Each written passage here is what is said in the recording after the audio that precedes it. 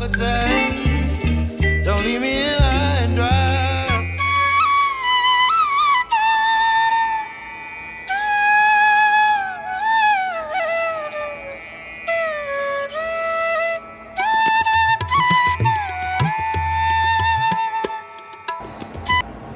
Good morning guys, कैसे हैं आप लोग।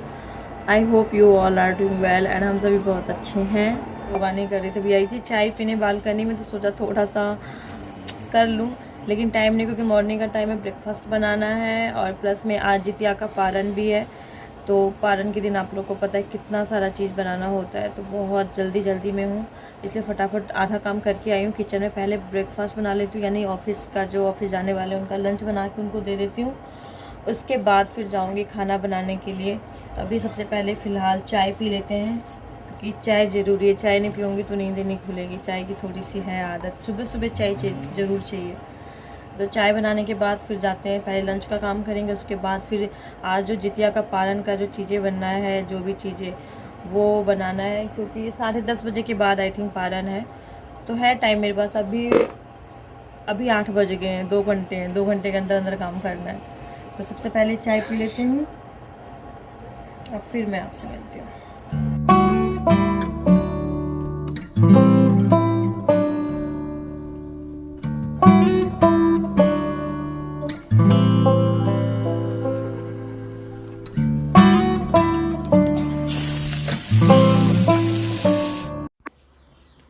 तो जैसा कि मैंने बताया, जो आज पारण है ना वो 10 बजे के बाद था, मतलब 10:30 बजे के बाद था, आई थिंक कुछ ऐसा ही था। लेकिन आज मॉर्निंग में दिक्कत ये हो गई कि आज ऑफिस वाले को ऑफिस भी जाना है और साथ में उसी टाइम में फिर खाना भी रेडी करना है। और वो जो टाइम होता है ना बहुत ज़्यादा बिजी होता है, कि उसी टाइम में पानी भी आता है। तो यहाँ पे मम्मी पानी में थोड़ा सा हेल्प कर दी, पानी भरवा दी। और मैंने जो हाथ चलाया है अपना, फटाफट मैंने सबसे पहले आटा लगा के मैं चली गई थी चाय पीने के लिए। सब्जी काट के भी गई थी और थोड़ा सब्जी चढ़ा के भी गई थी। उसके बाद फिर मैंने सब्जी छौंका, उसके बाद साथ में दाल भी डाल दिया और फटाफट मैंने सोचा कि दाल सब्जी बन जाएगा। और इधर सबसे पहले पति देव के लिए पराठे आज मैं बना रही थी मूली के, तो मूली के मैंने पराठे बना दिए। मतलब पहले ऑफिस वाले को ऑफिस भेज देती हूँ, क्योंकि ऑफिस का काम अगर ख़त्म हो जाएगा तो फिर उसके बाद जो घर की चीज़ें हैं जो भी बनाना है वो बना लूँगी।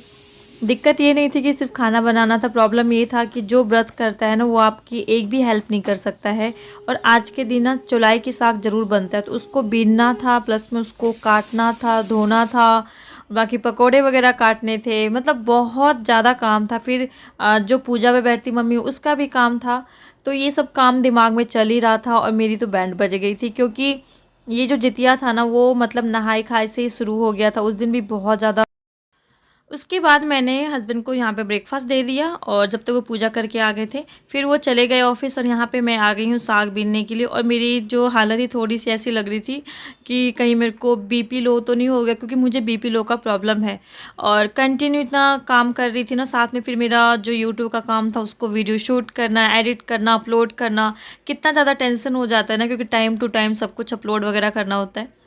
तो वो सब भी था। फिर मैंने यहाँ पे 3 पानी से साग धोए। ऐसा बोला जाता है ना कि कभी भी साग अगर धोना 3 पानी से ज़रूर धोना चाहिए।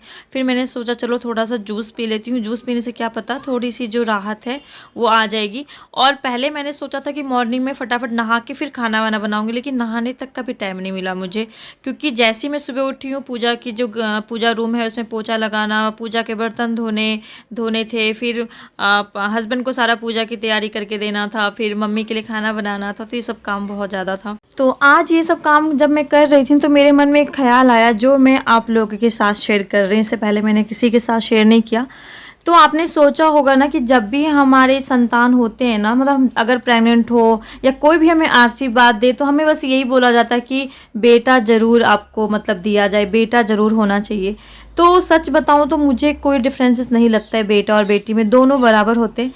लेकिन आज मुझे ने इसका मतलब पता चला कि क्यों लोग ज़्यादा मतलब बोलते हैं कि बेटा आना चाहिए। देखो, अगर आप बुढ़ापा आपका आए तो, अगर आपकी कोई भी हेल्प करनी है तो बेटा नहीं बल्कि जो बेटा जिस लड़की को ब्याह के लेके आता है ना, शादी करके लाता है, बहू, वो बहुत ज़्यादा इम्पॉर्टेंट है। क्योंकि बेटी तो अपने घर चली जाएगी, नॉर्मल सी बात है, शादी कर दोगे तो वो ससुराल चली जाएगी, तो कहाँ आप कितनी हेल्प कर पाएगी किसी की भी हो। मैं भी एक बेटी हूँ, मैं भी इतना अपनी मम्मी को कभी भी नहीं कर पाती हूँ, ना कभी कर पाऊँगी। तो वही सब चीज़ें आज मेरे दिमाग में आ रहा था कि लोग ना बेटा के लिए रोते हैं कि हमें बेटा चाहिए, बेटा चाहिए, लेकिन बेटा जिसको लेके आ रहा है वो भी एक बेटी है, और बेटा जितना नहीं करता ना, जितना उससे मतलब 100 गुना ज़्यादा आपकी उसकी वाइफ आपकी बहू कर देती है। तो ये जो लोग रोते हैं ना कि हमें बेटा करता है, बेटा करता है, जितना बहू कर देती है ना, उसका अगर 1% भी बेटा कर देना तो मैं मान जाऊँगी। तो ये जो है ख़्याल वो मेरे मतलब आज दिमाग में आया, और आज मुझे लगा कि सही में हर एक इंसान को बेटा मतलब बेटा बेटी में कोई फ़र्क नहीं है, लेकिन बेटी के साथ साथ एक बेटा भी ज़रूर दे, क्योंकि एक एज के बाद एक बुढ़ापा में कोई भी तीज त्योहार में ना बेटी आपकी मदद करने कभी भी नहीं आएगी, ना बेटा आएगा, आएगी बेटे की बहू। आज सही में ऐसा लगा कि हर इंसान को ना एक बेटा भगवान ज़रूर दे, क्योंकि जब आपकी बेटी चली जाती है ना आपको छोड़ के ससुराल, तो उस टाइम आपको एक बहू की जो बेटी की तरह आपके साथ रहे, आपकी हेल्प करे, उसकी ज़रूरत पड़ती है।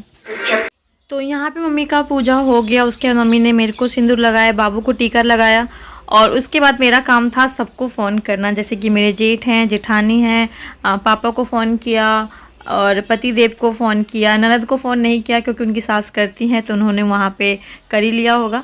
तो मैंने सबको फ़ोन किया, फिर सबने प्रणाम किया। उसके बाद फिर मैंने भी ये जो व्रत है ना ख़ासकर बच्चों के लिए ही किया जाता है, चाहे आपकी बेटी है चाहे आपका बेटा है, ऐसा कोई फ़र्क नहीं है।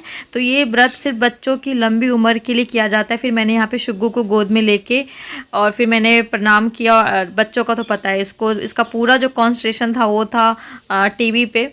फिर ऐसे करके पूजा ख़त्म हो गई। यहाँ पे मैंने खाना भी रेडी कर दिया। तो ये है मेरे आज के पकौड़े। तो आप लोग बोलोगे कितना पकौड़े खाते हैं ये लोग। तो मिथिलांचल में ना कुछ भी ऐसे व्रत वगैरह करते हैं ना, जब व्रत खोलते हैं तो खाने में पकोड़े ज़रूर रहना चाहिए। तो ये मिथिलांचल का कल्चर आप बोल सकते हैं, बिहार का कल्चर है कि खाने में आपके 56 प्रकार के जो पकोड़े होने चाहिए।